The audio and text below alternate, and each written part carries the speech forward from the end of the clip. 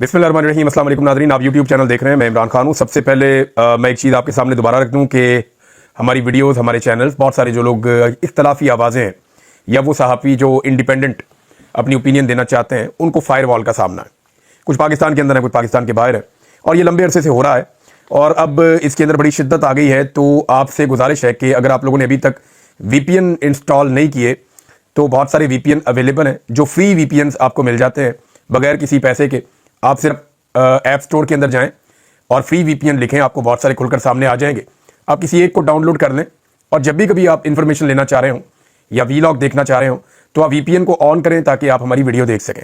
दूसरा तरीका यह है कि सर्फिंग बहुत देर तक होती है, बहुत देर तक सर्चिंग होती रहती है हमारी जब वीडियोज़ आती हैं, तो उसमें आप थोड़ा वेट कर लें, तब भी ये वीडियो चल सकती है। लेकिन इसका बेहतरीन तरीका यह है कि जब भी आप वीडियो देखना चाहें आप VPN ऑन कर लें, वीडियो देख लें, उसके बाद बेशक आप VPN ऑफ कर लें। इस तरह आपको हमारी वीडियो देखने में आसानी के साथ मिल जाएगी।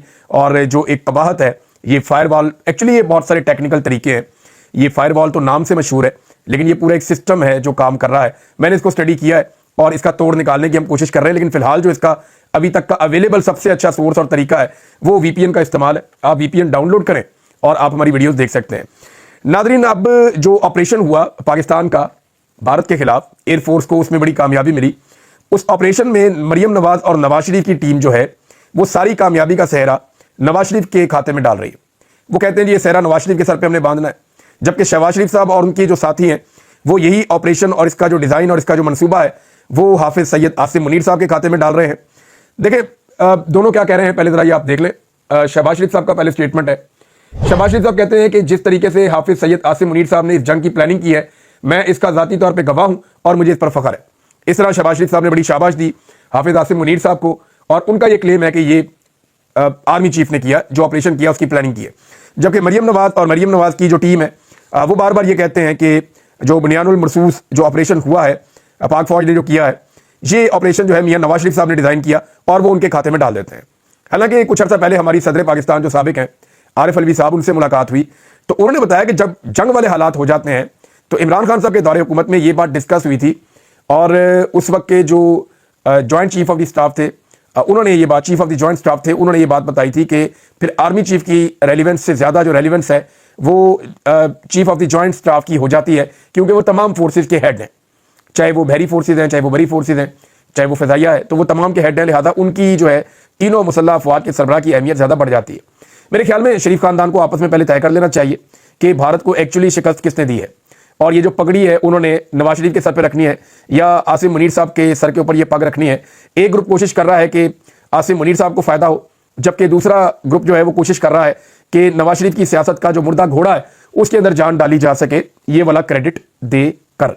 अब जनाब शहबाज शरीफ साहब ने एक बात और कही है, पहले जरा वो बात मैं आपको पढ़ के सुना दूं। ये पसरूर में गए थे शहबाज शरीफ साहब, आर्मी चीफ साहब साथ खड़े हुए थे और शहबाज शरीफ साहब उनको हाथ लगा लगा कि उन्होंने बार बार कहा कि मुझे इन पे फख्र है, इन्होंने बड़ा काम किया है, जंग में इन्होंने बहुत प्लानिंग की है, मैं ज़ाती तौर पर इस बात का गवाह हूँ, मैं इनसे राब्ते में रहा हूँ, तो ये कामयाबी का सेहरा इनके सर जाता है, पूरे पाकिस्तान को इन पर फख्र होना चाहिए। ये शहबाज शरीफ साहब ने बात की, आर्मी चीफ ने उनका बहुत शुक्रिया भी अदा किया। लेकिन शहबाज शरीफ साहब ने कुछ ऐसा कहा जिसे सुनने के बाद मैं हैरान हो गया कि ये शहबाज शरीफ साहब कैसे ये बात कह सकते हैं। उन्होंने कहा पाकिस्तान ने भारत से 1971 की जंग का बदला ले लिया। इस जंग में, यानी बदला ले लिया इस जंग में, ये जो अब हुई है लड़ाई, इसमें पाकिस्तान ने 1971 की जंग का बदला भारत से ले लिया है और दुनिया को बताया कि पाकिस्तान की फौज एक जरी फौज है और दुनिया की कोई ताकत इसको शिकस्त तो दूर इसका बात भी बिका नहीं कर सकती। शहबाज शरीफ साहब ने सियालकोट पसरूर में फौज के अफसरान और जो जवान है उनसे खिताब किया आर्मी चीफ के साथ खड़े होकर। अब जरा आप इसमें यह देखें कि क्या वाकई आपने 1971 का बदला ले लिया है। 1971 में एक फुल फ्लैज जंग हुई थी, जबकि ये एक फुल फ्लैज जंग नहीं थी, लेकिन एक बड़ी जंग छिड़ने का खतरा मौजूद था और हो सकता है कि ये एक फुल फ्लैज जंग में बदल जाती, खुदा न खास्ता। लेकिन यहां एक तगड़ी लड़ाई हुई है जिसमें पाकिस्तान एयरफोर्स को अल्लाह रब्बुल इज़्ज़त ने कामयाबी दी है। 1971 की लड़ाई में हमारा आधा मुल्क टूट गया था। भारत से बदला तब होगा जब भारत का आधा मुल्क टूट जाएगा। यानी अगर आप 1971 का बदला लेने जा रहे हैं भारत से, तो आप बताइए कि आपने भारत की सरजमीन का कौन सा इंच हासिल किया या भारत से काटकर अलग कर दिया। एग्जैक्टली तमाम फोर्सेज उन्हीं जगहों पे खड़ी हैं जहां पहले खड़ी थी। देखिए मैं 71 से मुवाजना कर रहा हूं, ये कोई ना कहे कि मैं इस जंग को बुरा कह रहा हूं, ये कोई शरारत ना करे कि मैं ये कह रहा हूं कि ये जंग में पाकिस्तान कामयाब नहीं हुआ। नहीं, ये जो लड़ाई हुई है ये पाकिस्तान को अल्लाह ताला ने कामयाबी दी है, लेकिन इसका मवाजना एक गलत चीज से शहबाज शरीफ साहब कर रहे हैं और वो है 1971। 1971 के अंदर आपको याद नहीं है पाकिस्तान दो टुकड़े हो गया था। मशरकी पाकिस्तान पूरा का पूरा अलग हो गया था। तो आज भारत का कौन सा टुकड़ा कट के अलग हुआ? क्या साउथ इंडिया अलग हो गया? वो जो चिकन स्नैक है क्या आज वो कट चुकी है? इंडिया दो हिस्सों में डिवाइड हो चुका है? नहीं हुआ। क्या कश्मीर फतह हो चुका है? नहीं हुआ। क्या भारत के नक्शे के अंदर कोई 1 इंच की तब्दीली आई? पाकिस्तान के नक्शे में भी नहीं आई। लेकिन भारत के नक्शे में कोई 1 इंच की तब्दीली आई? नहीं आई। पाकिस्तान का तो नक्शा बदल गया था ना 1971 में। तो ये शहबाज शरीफ साहब ने बोंगी मारी है और यानी आपको अल्लाह ताला ने कामयाबी दी है, आप उसका मजाक ना बनाएं। 1971 के साथ इसका मवाजना नहीं किया जा सकता। हमारे 90,000 से ज्यादा फौजी जो है वो कैदी बना लिए गए थे 1971 में। आप बताएं आपने कितने हजार कैदी आज के दिन में भारत के कैदी बनाए हैं? खबर तो एक दी थी और वजीर दिफा ने दावा किया था कि दर्जनों भारतीय कैदी जो है वो हमारे कब्जे में आ गए हैं, भारतीय फौजियों को हमने कैदी बना लिया है। लेकिन बाद में फिर ख्वाजा आसिफ साहब मुकर गए और फौज ने भी बताया कि हमने कोई कैदी नहीं बनाए। तो इक्का दुक्का वाकया तो होते हैं, लेकिन कोई इतने दर्जनों की तादाद में कैदी बनाए नहीं हमने। तो ये जो 90,000 कैदी पाकिस्तानी फौज के बन गए थे 1971 में, ये भी तारीख का एक बहुत बड़ा सरेंडर था और इसकी तारीख में मिसाल नहीं मिलती। तो ये हकायक और तारीख को आप मसख ना करें सिर्फ अपने सियासी फायदे के लिए या अपनी जय जयकार के लिए या अपनी बल्ले बल्ले करवाने के लिए। ये ज्यादती है, ये नहीं करना चाहिए। उस वक्त याह्या खान और जुल्फिकार अली भुट्टो ने बड़ी ज्यादती की थी पाकिस्तान के साथ और उस वक्त एक जाली हुकूमत पाकिस्तान में बनाई गई थी। वैसे तो आज भी पाकिस्तान में एक जाली हुकूमत ही है, पाकिस्तान में तो जाली हुकूमत बनाने का सिलसिला हमेशा से ही जारी है और आज भी वही चल रहा है। बहरहाल 1971 के साथ मवाजना करके शहबाज शरीफ साहब ने ज्यादती की। यानी शरीफ खानदान इतना बुखलाया हुआ है मौजूदा हालात में, या इतने परेशान है, अवाम के अंदर उनकी इतनी दुर्गत बन चुकी है कि अब वो बहाना ढूंढते हैं कि कहीं से कोई चीज मिले हम अपने खाते डाल लें। यानी मरियम नवाज और उनकी पूरी टीम, वो जो लोग हैं दरबारी, वो ये कहते हैं कि नवाज शरीफ है जिस आदमी ने इस जंग को पूरे को डिजाइन किया, उसने जंग के नक्शे बनाए, उसने जंग की प्लानिंग की और उसने पाकिस्तान को फतह दिलाई। हालांकि नवाज शरीफ वो शख्स है जो अभी तक नरेंद्र मोदी का नाम लेने से डरता है। नवाज शरीफ वो शख्स है जो अभी तक नरेंद्र मोदी के बारे में एक लफ्ज भी बोलने से कतरा रहा है। नवाज शरीफ वो शख्स है जिसने आरएसएस की आइडियोलॉजी या भारत को बराह रास्त चैलेंज करने की बजाय इंतजार किया कि जंग खत्म कब होगी, उसका नतीजा क्या निकलेगा, जो नतीजा निकलेगा उसके मुताबिक मैं स्टेटमेंट दे दूंगा। यानी हम सारे तो बोल रहे थे, इमरान खान भी बोल रहा था, क्योंकि हम सबको यकीन था इस बात पे कि कुछ भी होगा हमने पाकिस्तान के साथ खड़े होना है। हार जीत तो लड़ाई का हिस्सा है, लेकिन हमें खड़े यहां पे होना पड़ेगा। लेकिन नवाज शरीफ साहब खामोश थे, चुप करके बैठे हुए थे और वो इस बात का इंतजार कर रहे थे कि जिस तरह का नतीजा आएगा ना उस तरह का स्टेटमेंट मैं दूंगा। तो मियां साहब खामोश रहे, बोले ही नहीं। अब उनके खाते चीजें डाल रही, घबराया हुआ है शरीफ खानदान, पॉपुलैरिटी नहीं है ना, पब्लिक एक्सेप्ट कर नहीं रही और एस्टेब्लिशमेंट के साथ कितना लंबा चल लेंगे। यानी कब तक किसी की गोद में बैठेंगे? जिसकी गोद में आप बैठे होते हैं वो थक जाता है। कब तक आप जूते पॉलिश कर लेंगे? जूते को हद से ज्यादा पॉलिश करें तो जूता खराब भी हो जाता है। तो ये अब झूठ बोलते हैं। यानी कभी 1971 के साथ मिला दिया इसको। एक फैमिली आदि कह रही है जी नहीं ये आसिम मुनीर साहब ने किया, आदि फैमिली कह रही है नहीं ये नवाज शरीफ ने किया। आपस में डाल के फैसला कर दो किसने किया है। बल्कि एक और बोंगी, ये देखें मरियम नवाज ने क्या स्टेटमेंट दिया। ये स्टेटमेंट आपको मजीद हैरान कर देगा। ये स्टेटमेंट मरियम नवाज साहबा ने दिया और उन्होंने दावा कर दिया कि जनाब ये जो JF-17 थंडर है ये नवाज शरीफ ने बनाया था।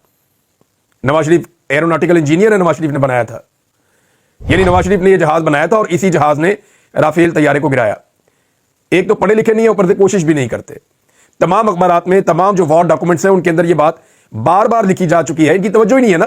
इंडिया का राफेल गिरा है, लगता है इंडिया के साथ साथ इनका भी दिमाग खराब हो गया।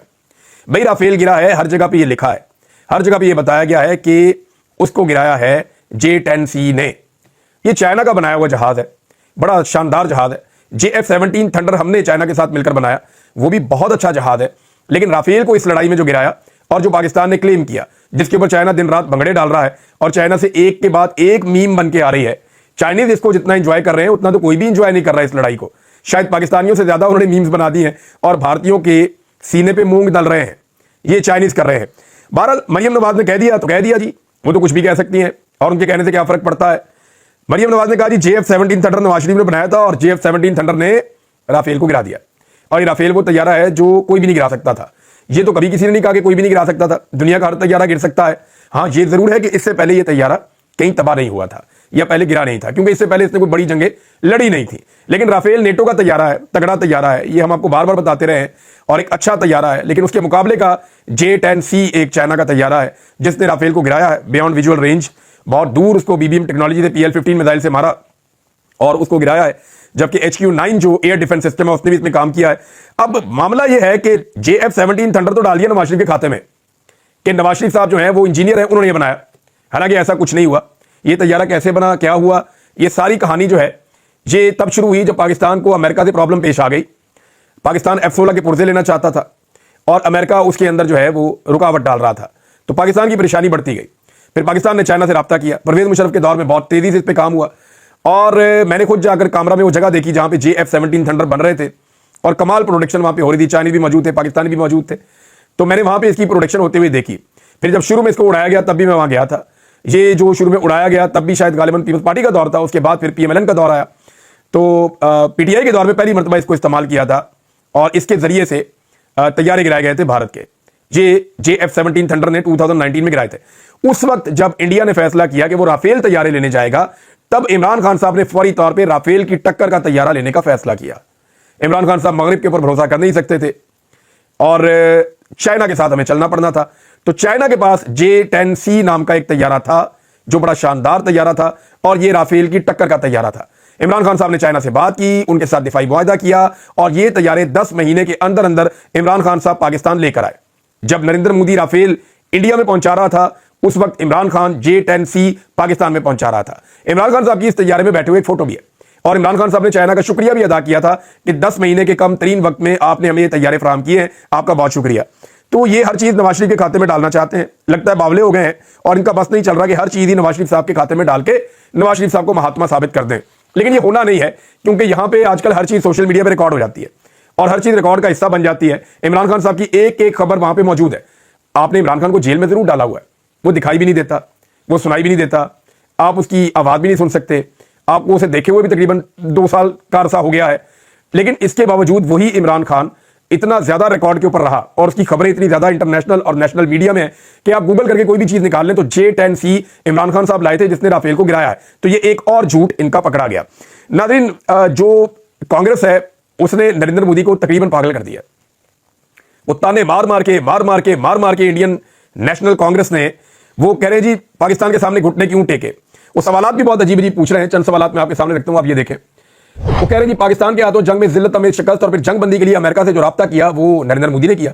अब इस पे उनको आड़े हाथों लिया जा रहा है कांग्रेस की जानिब से और बुछाड़ की गई है सवालात की। पूछा गया कि पाकिस्तान के सामने घुटने क्यों टेके, यह भी पूछा गया कि ट्रंप ने जंग बंदी क्यों करवाई और कांग्रेस ने वज़ीर आज़म से पाक भारत कशीदगी पर भी जवाब तलब कर दिया।